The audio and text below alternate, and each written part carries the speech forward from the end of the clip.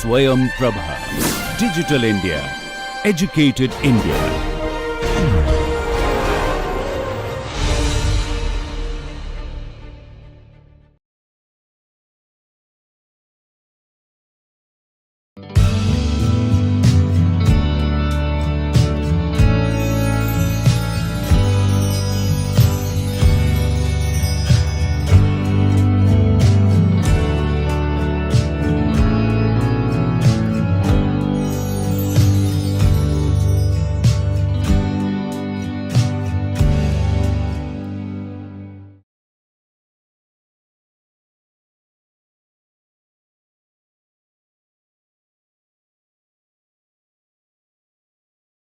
Welcome to the module 5 part 1.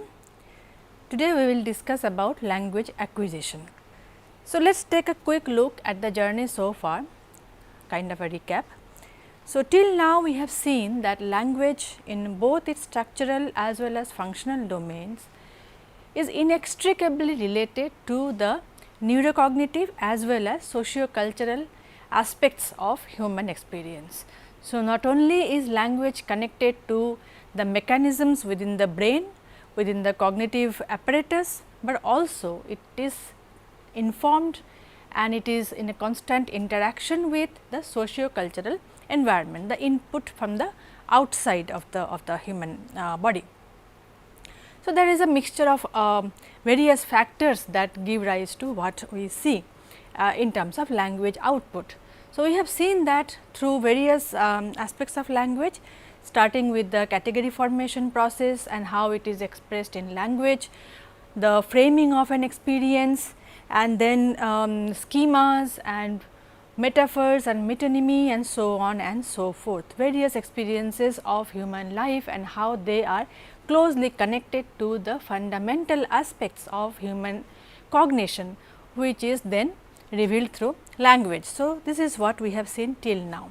Now, let us turn to yet another very interesting angle of language, which is that of learning. How does language learning take place? So, in this segment we will look at a few important points in this domain. So, we will start with language acquisition in children. Typically, when we are talking about language acquisition in children, we will be referring to first language acquisition. So, within first language acquisition, there are various standpoints theoretically. Some of them are belong to one category of theory, some of them belong to another category of theories, and ultimately more or less it all we can categorize them. The various theoretical positions can be categorized either belonging to the nature or the nurture part of the nature nurture debate. So, while talking about these theories, we will look at only few of the scholars we will be able to look at, but the most important ones among them will be Skinner, Chomsky, Luria, Vygotsky, Piaget, Sellers, Bandura, Brunner and so on. And then we will be talking about language acquisition in terms of social cognition, and of course, there are two very important concepts as far as language acquisition is concerned, the notion of critical period hypothesis and the idea of the theory of mind. So, theory of mind and its role in language development in terms of both typical and atypical children will also be covered in short. And then we will move on to the role of joint attention, as in how attentional mechanism in terms of joint attention in case of children shape the way language acquisition takes place. And then we will conclude with some of the recent latest developments in this domain as to where research is today as we speak. This is the roadmap we will follow. Now, first language acquisition. Children learn language under normal circumstances. This is a no brainer. Every normally developing child learns to speak and masters language within a very short period of time. So, it is understood that this capacity to learn language is innate. Humans are born with the capacity to speak. Of course, as we have seen in the introductory lectures, that language may not be entirely exclusively human, but largely the complexities of various kinds of language manipulation with respect to various other factors might be human. So, this is a capacity that is understood to be a very important part of human being human, if not exclusively an exclusive criteria. So, but the type of language that one will speak is not pre-decided, it depends on the kind of circumstances one is born into. And there are stages of development, starts with babbling, cooing and one word stage to two word stage and so on and so forth. There are stages of development that is also universal, almost universal. There are children everywhere learn to speak in the same way. However, it is on the surface a very simple affair. Every child learns to speak, normally speaking. Under normal circumstances, every child learns to speak, and that too remarkably fast. But that is exactly where the question is. How is it that a very complex phenomena of language, a complex phenomena of the understanding of the rules of language as well as in the structural rules of language as well as the usage of the same tool, how is it that it is done, it is mastered in such a remarkably short span of time? Now, compare language learning with respect to any other complex learning mechanism. For example, mathematics. Children master mathematics at a much later stage as opposed to language. So, that is what language is a complex phenomenon, it is not a simple thing. Though it appears simple, but we have already seen through various aspects of it that it is not simple at all. There are so many layers to it, there are so many interactions to master and so on and so forth. So, how is it done? So, that is where the primary debate has always been, primary scientific inquiry has been as to how children do what they do with respect to language. Children master language at a very remarkably fast pace. By the age 5 or 5, they are fluent speakers of whatever language they are born into. So, that is where the a large number of theoretical standpoints have come into being, and there are the linguists and psychologists, most notably psychologists. Most of the theories have come from psychology and also from linguistics to try and find out what is the underlying mechanism that makes children master language even when the other complex mechanisms do not seem to be doing so well with children. It takes much longer time. For example, mathematics. So, before we go into the details of each of these stalwarts who talked about and who have given us theoretical understanding as to how this probably happens, let us just look at, let us try to kind of box them into types of theories. So, on the at the beginning we will talk about the behaviorism, the theory of behaviorism. We have already discussed about behaviorism in the introductory part. Behaviorism was one of the most important, most influential theoretical standpoint in psychology till 1950s, 60s or so, which believed that the human behavior is what we need to study, and that behavioral output is a result of an input system. So, there is a stimulus response sort of a loop that is at the core of various learning processes of humans, and that included language. So, language is taught by the teachers, by the parents, by any other caregiver and so on and so forth. So, within this larger umbrella term, we will discuss about Skinner, B. F. Skinner, the most well known of them, and of course, Albert Bandura. And then we will move on to nativist theory of language, which primarily owes its existence to Chomsky, Noam Chomsky, who opined that children are born with a language learning faculty, the language acquisition device, which he called language acquisition device in the beginning, later on he called it universal grammar. So, we are all hardwired to learn language, it cannot be taught to us. The environment may be a supplementary input, but environment does not teach us to speak, we are already predetermined to be able to speak. The mechanism, the grammar is already there. And then we will move on to talk about constructivists. So, language learning as per them is a part of general cognitive mechanism, and language learning is constructed. through interaction with various types. So, here we will discuss Luria, Piaget, Vygotsky, Brunner and so on. So, let us start with behaviorism. As we have just said that B. F. Skinner was one of the most well known among the behaviorist theorists and who talked about language in terms of stimulus response system. So, he says that language can be taught. Children are taught to speak by the primary caregivers, by the people around them, the teachers, the parents and so on. So, we teach children say this and the child says that, and then so this is a stimulus response. The stimulus is given by the teacher, the child gives the response, and then there is also a feedback loop. So, if the child does correctly, if the response is correct with respect to the stimulus, there is a positive reinforcement. The child is encouraged, child is rewarded in some sense, child is praised and so on. So, these are positive reinforcements. So, the child understands that this is how it is to be done. And then if there is a wrong response to the stimulus, then there is a negative reinforcement, the correction. The teacher will correct the child and then gradually child will learn not to utter that. So, basically this is a imitation, kind of a imitation process that the child goes through.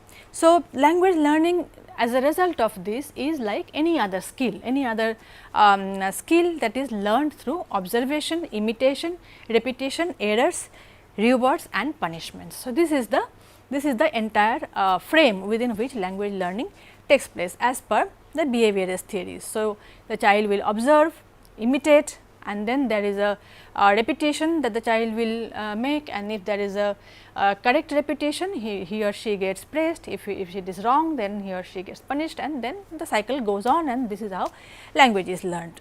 Skinner called it operant conditioning. So, this kind of conditioning is at the root of language learning. Also here we can also mention Pavlov, the classical conditioning. All of us know about the Pavlov's experiment on the dog, that there is a particular time when the bell rings and the dog gets food, and over a period of time, even in absence of food, the dog still salivates when the bell rings. So, that is another kind of conditioning. So, conditioning is an important aspect of behaviorism, and in terms of language learning, this is how the loop really works. So, habit formation and imitation method of second language acquisition also is part of this. So, while teaching second language, the same kind of methodology is used in the teaching material to create a habit. As we have seen that habit formation and imitation is the fundamental rule. So, the same thing if you take to second language acquisition, this basic idea has been imported there as well in terms of audiolingual method of language teaching. Yet another important scholar is Albert Bandura, who also largely speaking. Now, when we say that both Skinner and Bandura can be understood as behaviorists, we must remember the one thing, that they do not really agree on every point, on every aspect of this methodology. There are finer differences, there are finer nuances within each of them, but largely they can be considered to be part of behaviorist theory, behaviorist agenda, so to say. So, Bandura also believed that children can acquire language through vicarious learning, which is also his most famous theory is that of social learning theory, which is the same thing. So, social learning theory is quite similar to Skinner's behaviorist theory, because it talks about reward and punishment. So, there is an output by the child and then there is a reward, and which means that this behavior gets reinforced, and if there is a punishment, the behavior does not get to get reinforced. So, though his theory is similar with behaviorist theory of learning, however, Bandura makes a very significant contribution here, and in terms of there is a slight difference between him and Skinner, because Bandura talks about cognitive conditioning, cognitive processes. He includes cognitive processes as part of the language learning mechanism. And he makes it very clear that internal brain mechanisms, internal mental mechanisms, cognitive mechanisms are at the root of language learning features, language learning mechanisms that the children put into practice. So, he added along with previously existing classical conditioning and operant conditioning, he added two more processes. He called them mediating process and observational learning to the existing two types of conditioning. So, basically there is a mediation and there is also an observational learning, which means that the learner is given some amount of autonomy, which is where one important difference between him and Skinner lies. Skinner does not give any autonomy to the learner, it is kind of a stimulus response system entirely governed by the teaching method. But he firmly believes, Bandura firmly believes that social learning is a very important criteria, and says that it is a 4-stage process. It has and he names them attention, retention, motor, reproduction and motivation. This is how it can be reproduced. So, these are the 4 stages of learning language as per Bandura is concerned. So, you may notice that there is attention is one important aspect here, which as we will see as we move on, that many theorists, many cognitive psychologists, neuroscientists and linguists have agreed on this aspect, that attention plays an extremely important role in learning language as it does in all other language processing mechanisms. So, observes the child, the learner observes others behavior, pays attention. Observing means you pay attention. So, that is when you observe. So, paying attention, and then the child retains those information that is important for future reference, and then of course, the motor reproduction as in the output, and then motivation. So, this is where the motivation part is where Bandura and Skinner agree. However, in terms of the cognitive representation, there is a slight difference. So, that is about behaviorism. Now, we will talk about Noam Chomsky, the towering figure of modern linguistics. So, Chomsky is credited with the creation of this generative school of linguistics. Chomsky's criticism, scathing attack on B. F. Skinner basically was one of the major reasons of behind the gradual disappearance of behaviorism to a large extent, as we have seen in the introductory lecture along with Lashley and others. So, Chomsky attacked the behaviorist theory by saying that there is something called a poverty of stimulus. One cannot possibly, it is not humanly possible to teach the children all the possible utterances in a particular language. The child that grows up, by the time attains 5 years of age, the child starts speaking, child starts producing sentences that it has never heard of. So, if language is entirely dependent on stimulus and response system, how does a child produce sentences that it has never heard of? How does it create complex sentences? How does it give produce sentences that are in formulations that they have never been taught explicitly? So, that cannot be stimulus response system, as a result of which is a cannot explain how children are capable of doing that, and we all know that it is true, children are capable of.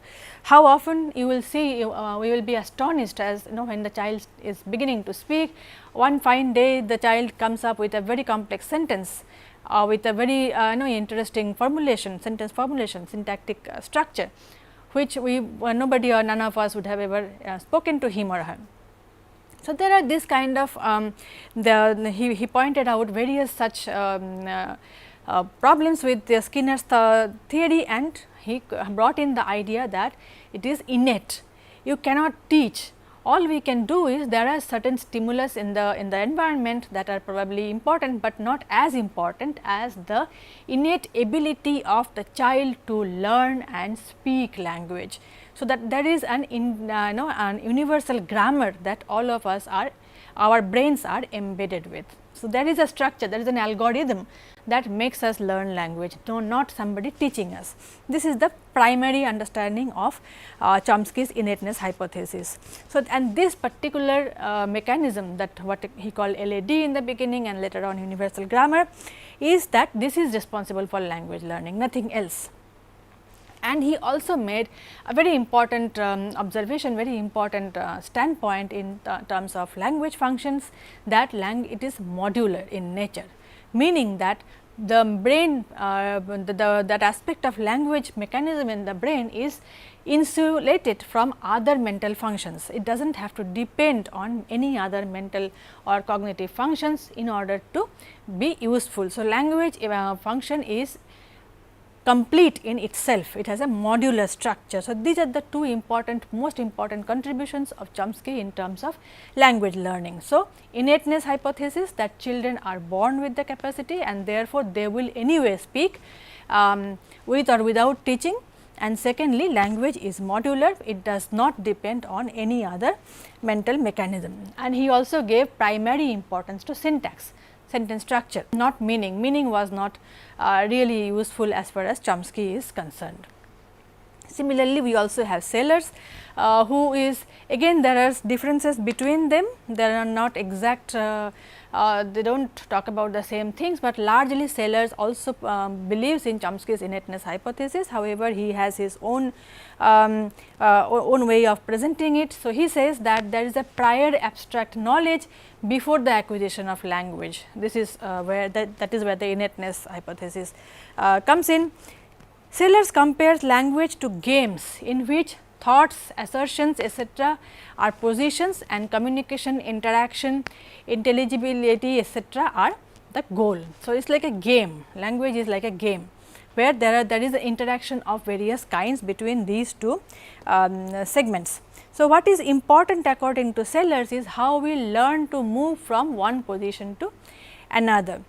So, he suggests that the distinction between pattern governed and rule governed behavior. A competent language user without intention exhibits pattern governed behavior, that is what he says, whereas a beginner language game player initially will recognize the rules in the linguistic pattern and gradually becomes competent as he understands, as he acquires a clear understanding of the game of the rules, and so on.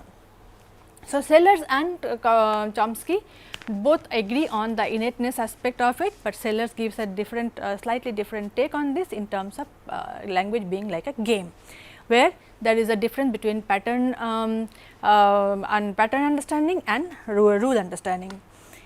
Now, we come to the constructivists. The constructivists are those psychologists, primarily a group of psychologists who have talked about how language is learned and what are the mechanisms in terms of a kind of a construction theory. So, the primary understanding of this standpoint is that the knowledge resides in the human mind, knowledge is there. So, this is understood to be a cognitive mechanism, knowledge is there in the brain, but it is constructed. We do not come prepared with all the rules and everything in place. It is not like we are not a finished product. Human beings have their brains where knowledge is stored, where knowledge originates. However, that knowledge is constructed. It is a process. It is not a given. So, it is neither innate nor it is passively absorbed. So, innate when we talk about innateness, of course, we go back to Chomsky and his followers, and if we talk about passive absorption of knowledge, we talk about the behaviorists. So, constructivists differ from both of these in the sense that they talk about knowledge being constructed by the agent himself, agent as in the human being, the learner, the person who is constructing knowledge. So, the learner has an active role in this particular theoretical understanding. The learner gradually builds up knowledge upon the foundation of previous experience. So, as we go on and on, the first experience we gain some knowledge, keep it stored, there is another set of experience, we match them and then build up on that build up on that understanding on the as we have from the previous experience, and so on and on. So, it is a gradual process, it is a continuous process where the learner has an active role to play. The psychologists supporting constructivism believe that cognitive development takes place in tandem with the agent's reaction with the world, whether it is the natural world or the socio-cognitive, socio-cultural world, and so on and so forth. So, there are slight differences among them as well, as we will see. So, Though not many actually consider Luria as among the constructivists, but we will still include him in this group, because he also talks about how the understanding of a child, of the children's understanding of various kinds of skills also depend on many other factors. So, it is something that there are mental mechanisms through which the child functions, and as a result of which it is also part of constructing knowledge. So, that is why we have included Alexander Luria here. So, he was a German neuropsychologist. In fact, Alexander Luria is considered the father of modern neuropsychology, and a large part of his work was the result of his duty as a doctor for his treatment of the injured soldiers of Second World War. So, a lot of soldiers who were who had brain injury, he was treating them, and this is when he realized this is when he actually did a lot of his studies on how the brain functions and brain regions and the experiences and the interaction between them actually work out.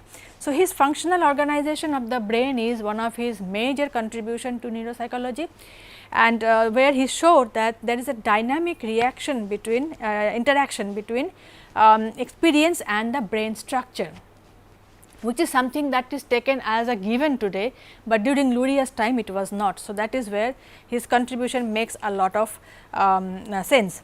So, psychology of in terms of language, in terms of psychology of language, he talked about, he studied about the functions and dysfunctions in terms of language, and he has in fact his contribution is immense in terms of finding out various kinds of aphasias. So, he gives a long list of aphasias of various types, and in terms of sensory, semantic and motor aphasia.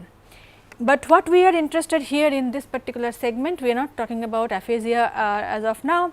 So, we will be talking about the cognitive processes, the model of cognitive process that Luria gave us. So, he says that language and in general psychological processes represent brain functional systems. So, what we see, the output, the language or any other mental function is basically a result of the functional system in the brain, in the physical brain. So, brain areas, various brain areas work together to for any particular function to be carried out, including language.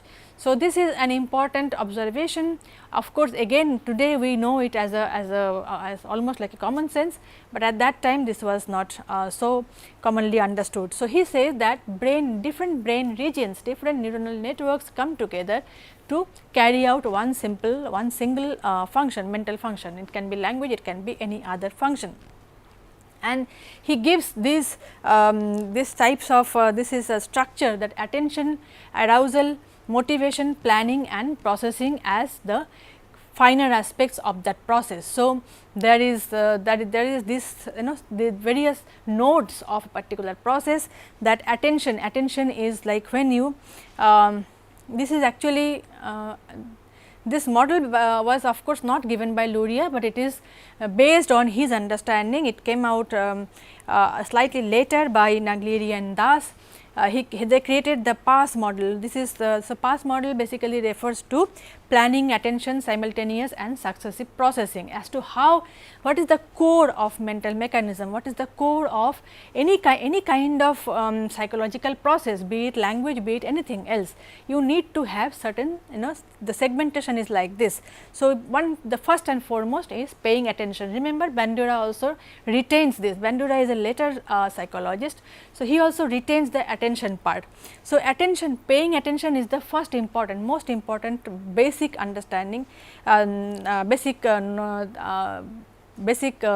ingredient for any kind of process to be initiated. So, first to pay attention, what is it, and then there is an arousal, as in what to do with it, and then of course, there is a motivation and planning and processing. So, based on Luria's idea, PASS model of cognitive assessment was created later during his lifetime, but by some of his followers. So, this is how the PASS model looks. This is from the credit goes to Naglieri and Das. So, the stages are like this. So, there is an input from the sensory organs, and then there is a processing where you have sorting, analyzing and interpreting, and then there is an output, which is the behavior of any kind of action. And arousal basically refers to the mind getting alert as to asking what is it? What is it that has to be done? So, it is questioning the input. And then attention, of course, it is orienting attention to the same thing and surveys the it surveys what has come in just now from the sensory input. And then lexical ambiguities can be processed simultaneously, whereas syntactic ambiguity of deep structure and surface structure can be understood as successive processes. Remember past model, simultaneous and successive processes. So, there is input, there is a processing with respect to arousal and attention, and then there is a processes, either it is simultaneous. So, in terms of language function, some language functions can be considered simultaneous, like for example, lexical ambiguity understanding, and syntactic ambiguity in terms of deep and surface structure is considered to be successive. So, basically this is what Luria talks about in terms of language function. So, this structure remains same. Some of the aspects may be highlighted in case of language, or some other aspects can be highlighted for any other kind of mental mechanism, but the structure, the thematic structure remains the same. So, he actually studied arousal, motivation and dialogue in spontaneous speech to arrive at what is understood to be automatic verbal behavior. So, what we see as an automatic verbal behavior has in the background this kind of processes which he actually studied. And he also teamed up with Vygotsky and carried out a lot of work on social cultural influences in language as well. However, after Vygotsky's moved on, he concentrated on other areas due to also there were some other problems. So, anyways, so through these investigations he arrived at the conclusion that language cannot be studied independently, but must be tied to understanding cognition. That is exactly why we are talking about Luria. Even though he has not been called a constructivist as such, he is one of the first neuropsychologists to talk about language in terms of other mental functions. Remember, Chomsky does not agree. Chomsky says language function is complete in itself. However, Luria, going back to Luria, he says that language cannot simply be understood in terms of itself alone. It has to be understood. So, basically that is where the attention and the planning, these are not language dependent functions, these are other mental functions like psychological functions, cognitive functions that are not non-linguistic in nature, but in order to give us what is considered automatic verbal output, we need the help of these kinds of various other mental mechanisms.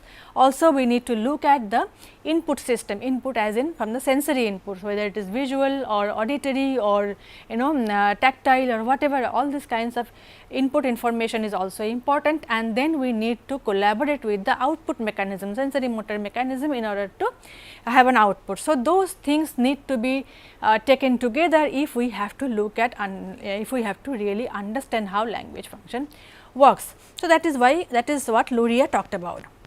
And then we move on to yet another towering figure, Jean Piaget. Jean Piaget was a child psychologist, and he stressed that language learning is an integral part of cognitive development. So, you see the similarity, and it is linked to biological maturation. This is a very significant contribution of Piaget. He talks about that as a child matures biologically through stages of life, cognitive development also follows, and then language also features in one part of that during that developmental stage. So, there are these 4 stages that Piaget talked about. There is sensory motor stage from birth to 2 years of age, and then pre-operational stage 2 to 7 years, and then it goes on like this. So, in the first stage, mental representation and schemas are formed.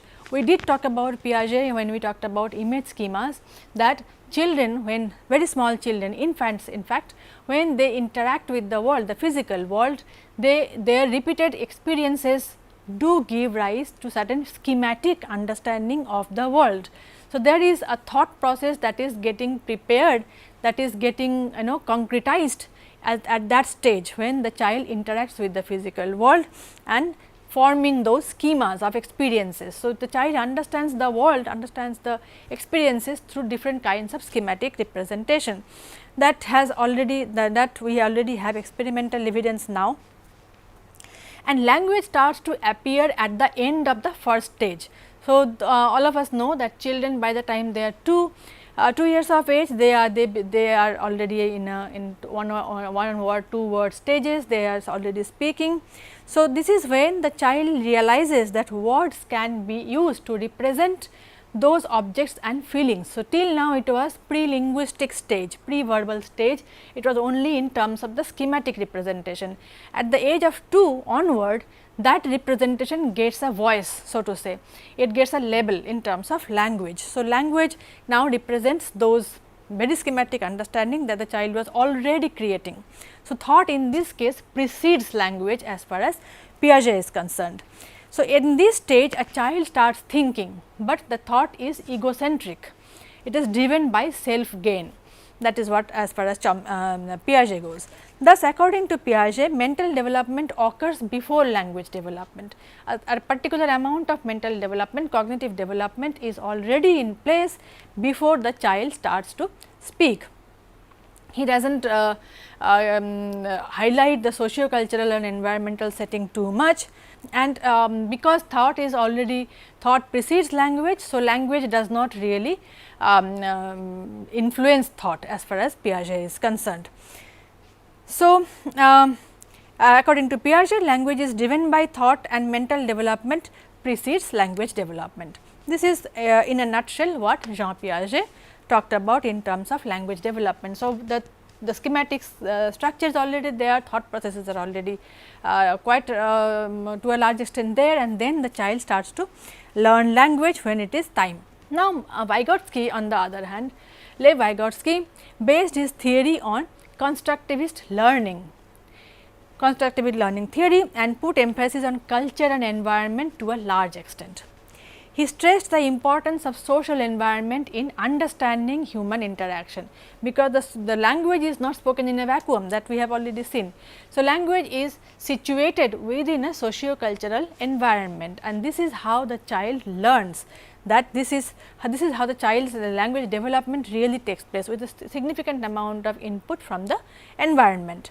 A child's development appears on two planes as far as Vygotsky is concerned, social and psychological plane, and there is a strong relationship between these two. So, on the psychological level, of course, there are those cognitive development that is happening stage by stage, but at the same time, and at the social level, at the social plane also, the child is constantly getting input from outside world, and this strengthens his cognitive development. So, according to Vygotsky's philosophy, language plays a crucial role in shaping the overt behavior of an individual as well as influencing the covert behavior, that is thinking. So, in fact, he talks about private speech and then he says that private speech later on develops into what is, it kind of goes underground and it becomes thought, that is what is covert behavior. Overt behavior is the language output and the covert behavior is basically thought. And he also talks about, he gives various other kinds of ideas also in terms of ZPD and scaffolding and so on and so forth. All these basically refer to the socio-cultural conditioning that the child goes through. So, this is very crucial for skill development of a child, which the child can use for developing higher mental functions on his own. So, this view expresses the idea that an individual's experiences form and shape the behavior of that particular person.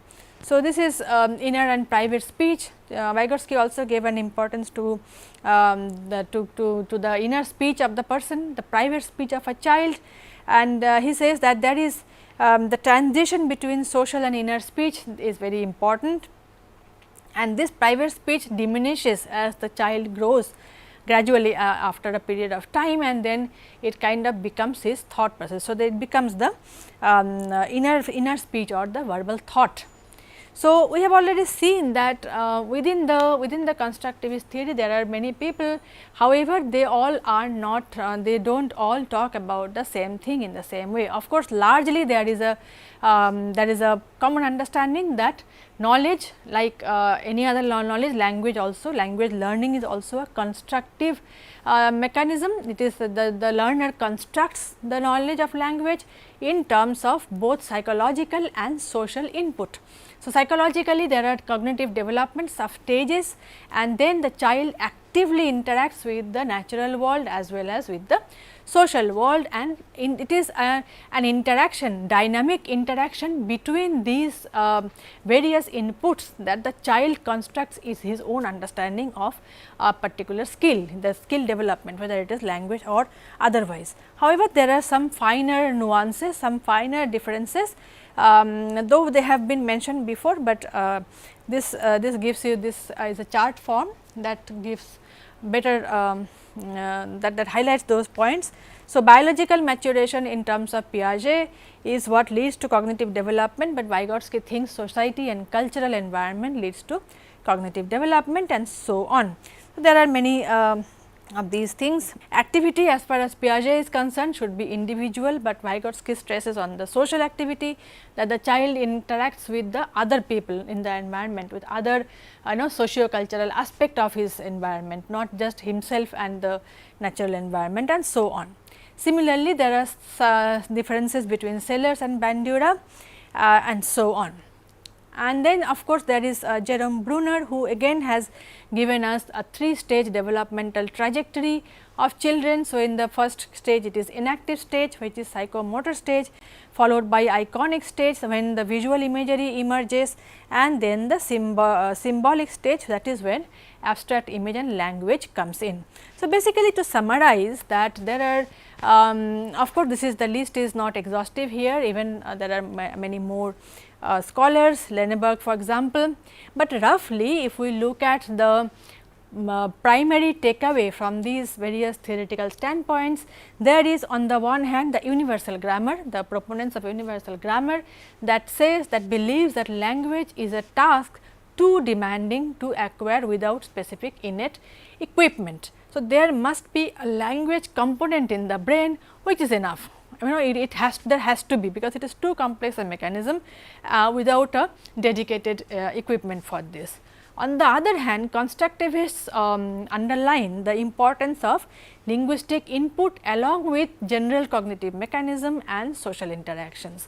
So, this is the primary difference between the two types of theories. However, let us not forget that Chomsky also agrees that the social environment, the linguistic environment is also important. It is not that it is not important at all, but he gives more importance to the mechanism that we are born with. But on the other hand, constructivists do not believe in an innate grammar. They believe that this is constructed, the child's language learning, the child's understanding of language and its usage and so on, all the different facets of a complex mechanism called language is constructed, actively constructed by the learner by these kind of various interactions. Now, yet another important aspect when you talk about language learning in case of children is the notion that of critical period hypothesis. What is critical period? Critical period is basically a biological thing, a biological notion that there is a very small temporal window in the postnatal early postnatal life of biological entities, where certain specific skill sets should be in place. For example, birds, the chicks of birds must learn to fly at a particular within a particular short span of time after hatching. Similarly, the hunters should also learn to hunt at a within a specific time. So, this is the critical period. So, this is a temporal time window in early postnatal life when specific experiences are crucial for the development of certain skills. And for many other less complex nervous systems, like animals with less complex nervous system, behavioral repertoire like foraging, fighting strategies etc., are developed by intrinsic developmental mechanisms and are in place early. So, because these are innate mechanisms, it is understood that any innate mechanism. So, for a bird to fly is an innate mechanism, for a predator to be able to hunt is an instinct, it is innate. So, those innate capacities must be in place at a very early stage of life. This is what critical period is all about. And nervous systems of complex mechanisms, complex animals like with higher animals are influenced by particular circumstances, and these experiences are crucial for the development of those innate capacities. For example, birds, in case of birds, imprinting happen in a severely restricted time window in early postnatal period of life. In terms of humans, in case of humans, because language is understood to be one of those innate capacities like many other animals have. So, we have language as an innate capacity. So, it must also be following a particular critical period of learning, beyond which it is not possible. So, language learning, because it is already innately guided, it is dependent on this type of time window, and this is what is called critical period hypothesis, but it is slightly more difficult in case of humans to delimit as to what is exactly the time window. There is no pinpointed time that we get. There is a lot of disagreements. Some scholars agree that the critical period for language learning ends at 10 years of age, some says pre-puberty, so 12 years of age, and so on and so forth. But beyond, so it is there is a time window within which the children must be able to have the entire language skill set in place. So, but is it really the case? How do we know that there is a critical period in terms of learning language for children? There were some cases of feral children which have strengthened this idea of critical period hypothesis, that if the children do not learn language within a particular specific time window, they will never learn it. One of the most famous cases of feral children are that of Jeannie and Isabel. Jeannie, of course, is not her real name. The story of Jeannie is very famous. It happened in 1970s. A severely abused girl child of an abusive father, who was brought up in a dark room without any human contact till she was 13. So, she was discovered at the age of 13. So, she was already in the teenage bracket, and she had, as a result of the abusive upbringing, she did not learn any language. So, nobody was allowed to talk to her, and if she made any sound, any vocalization, she was beaten very severely. So, after she was rescued, there were efforts to teach her language, to teach her to speak, and though she eventually learned some aspects of language, but she never ever mastered it. So, there are in fact, this case has been so complicated that initially the scientists were allowed to work with her, but later on they were not allowed, and so on. So, there are lots of controversies with respect to the claim that she even learned anything at all. But everybody agrees, all the scholars agree that even if she had learned the basics, few words here and there, but she never was a proper good speaker of the language, English language. This was one case, and she was discovered at 13 years of age. Now, there was another case of Isabel, again an abusive upbringing, where she was prisoned in a dark room till the age of 7. So, her only human contact was her deaf and mute mother, and as a result of which she had no language. So, when she was found, she was thought to be deaf and mute like her mother, because she could only make some noises and had an extremely low IQ and so on. So, her mental age was placed somewhere around 1.5 years of age. However, after being rescued, she was put through an intense amount of training, and she later on caught up and learned to speak. So, the success of Isabel and the failure with respect to Jeannie actually have strengthened the critical period hypothesis to a large extent, because Jeannie was discovered at 13. So, which is beyond the critical period of learning language, the critical time window of learning language, and Isabel was discovered before that. So, at age 7, so she could still be taught. So, these instances had strengthened the idea that there is in fact a critical time window within which language must be understood. So, that means there is a certain amount of rigidity in the human brain with respect to language learning capacity. So, we also find out later on that language dependent on auditory vocal loop are found to be represented in particular cortical regions for all of us. Auditory vocal loop as in when language is spoken and heard.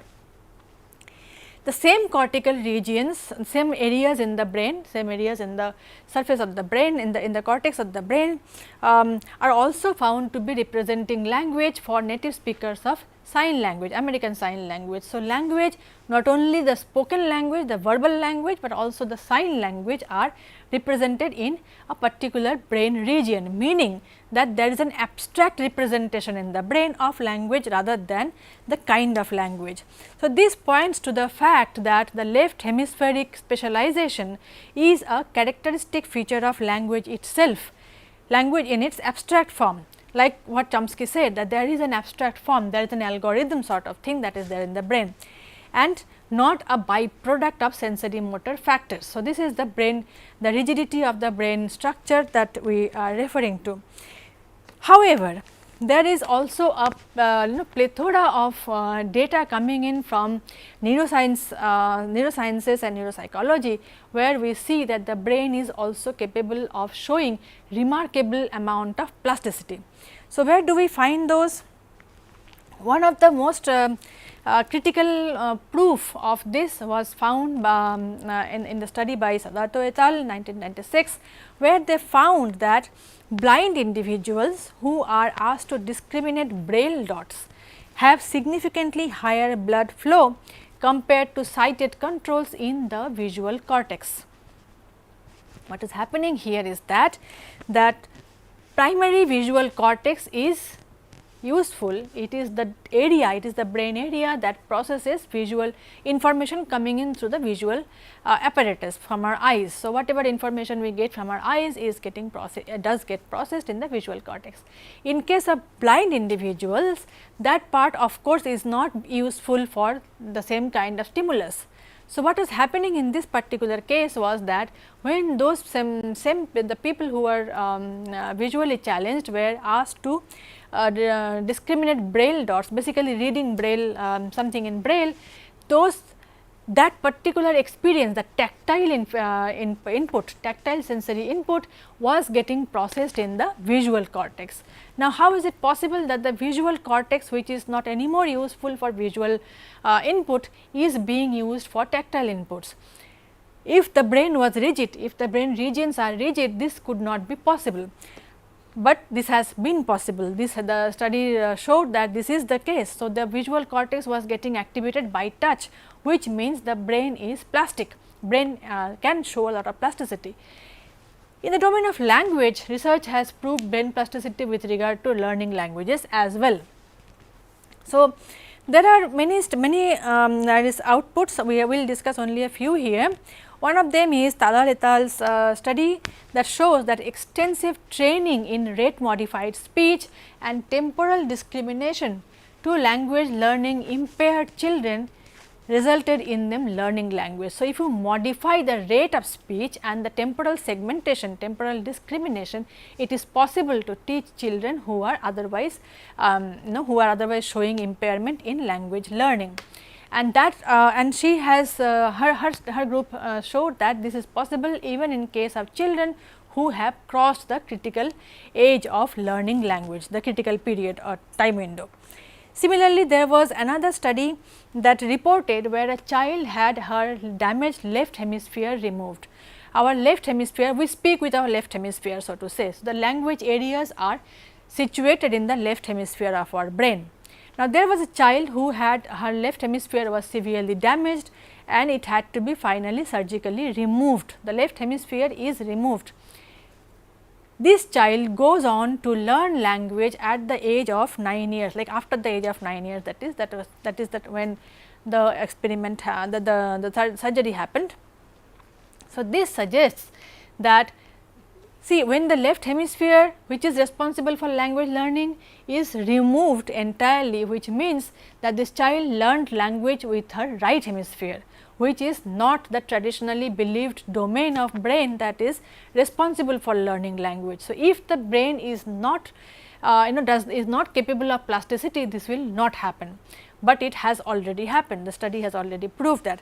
So, this suggests that language can be learnt with the residual abilities of the right hemisphere if the inhibitory effects of damaged left hemisphere is removed, even at an advanced age. In terms of language learning ability, age 9 is quite late, because till then she had not learnt anything, because the left hemisphere was damaged. So, which means that inability to learn a new language at a later stage in life may be because of reasons other than critical period. So, there are some proof coming from this kind of various studies that show that it is possible. It is possible to learn language at a later stage of life, and it is possible to master the language probably also. However, they may not be the reason may not be a critical period, reason may be somewhere else. In this case, in this child's case, it was the brain, the damaged left hemisphere, in some other case something else, which can be corrected, because the brain is remarkably plastic. It cannot be, because the plasticity we will discuss in the next in yet another segment in more detail, where we will see that brain is remarkably plastic. It can adapt to a lot of demanding scenarios. So, it cannot be possible that language cannot be learned. It is another skill set, it can be certainly learned. However, latest findings, but research in this domain is still going on, and we have new evidence every other day that informs us about finer nuances within this domain. And some latest findings suggest that critical period may not hold for language learning as a whole, as in one will not be able to learn language at all. That kind of position is too strong to take. However, there might be some aspects of language, some grammatical aspects of language that might get affected. So, it might, so ultimately critical period might hold, but only for certain grammatical aspects, but not language learning as a whole. So, even within grammatical aspect, a smaller some smaller aspects of grammaticality that might get affected. So, this is about critical period hypothesis, which is a very important notion in terms of language learning. Another theoretical standpoint with respect to children's development, because we are looking at language development, language learning acquisition in children in terms of various other kinds of developments as well. It is it is not possible to differentiate that from other mental abilities. So, there is another notion called theory of mind. So, what is theory of mind? This is a very important socio-cognitive skill.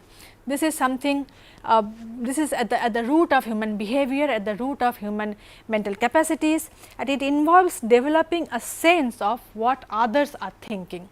We automatically know by looking at another person what he or she might be thinking, and what we can predict the behavior of others and so on.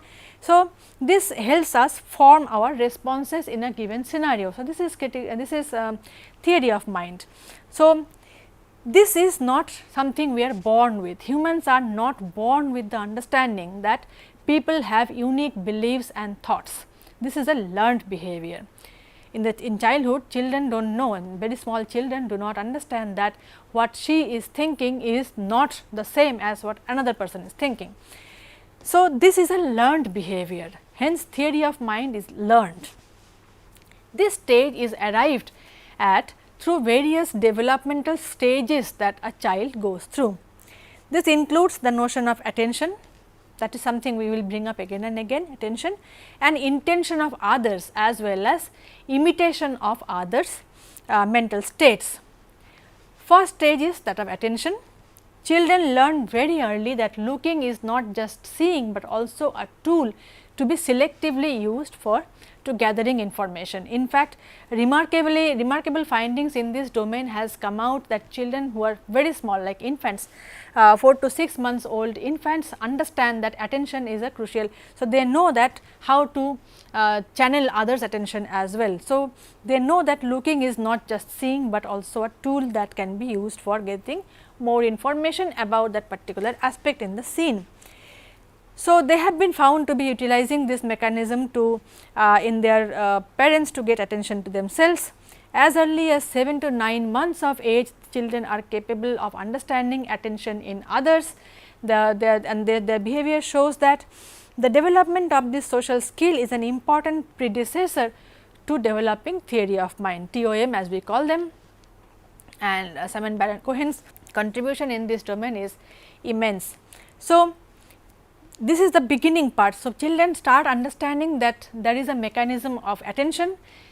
They understand their own attention, that they can actually get more information by paying attention to certain thing. They can also modulate their parents' attention towards themselves by using those skills, and this is on which the later on theory of mind is built upon.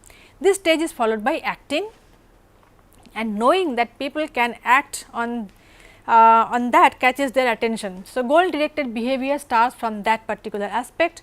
This behavior is dependent upon intention. So, attention followed by action and intention, and people can have various different kinds of intentions and therefore, different behaviors. These are the components that gradually give rise to what we understand as theory of mind. So, imitation is often understood to be another important aspect. However, there are disagreements among researchers on this. Children use pretend play. All of us have seen children playing like kings and queens and teachers and students. So, pretend play is a very important and integral aspect of children's development.